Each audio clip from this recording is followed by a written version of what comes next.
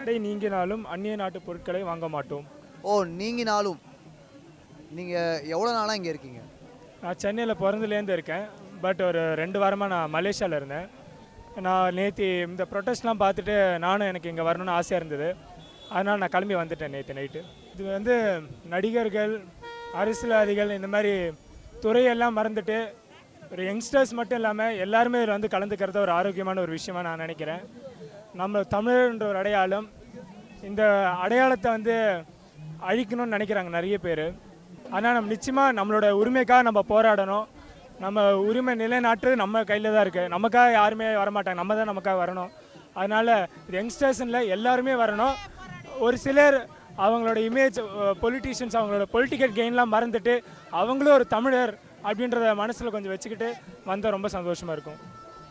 So இப்போ எங்களுக்கு இங்கே இந்த போராட்டம் எப்படி பார்க்கப்படுகிறதுன்னு தெரியுது, ஓகேங்களா?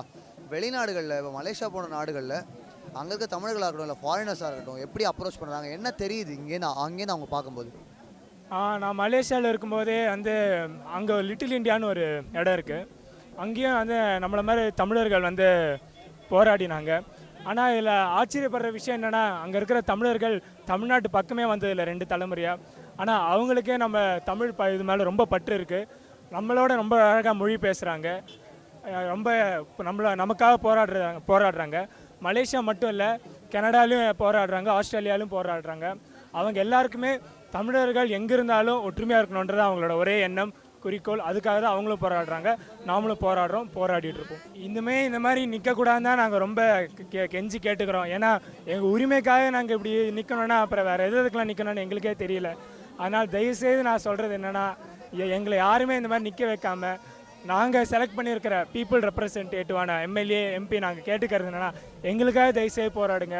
5 வருஷம் கழிச்சு எப்படியும் ஆட்சி மாறும்னு ஒரு மனநிலையோடு இல்லாமல், நாங்கள் தான் உங்களை அனுப்பிச்சிருக்கோம், எங்களுக்காக நீங்கள் பாராளுமன்றத்துலேயும் நாடாளுமன்றத்துலேயும் சட்டசபையிலும் பேசுங்க, எங்களுக்காக இது பண்ணுங்கள், எங்களை வீதியில் தயவுசெய்து வர வைக்காதீங்க.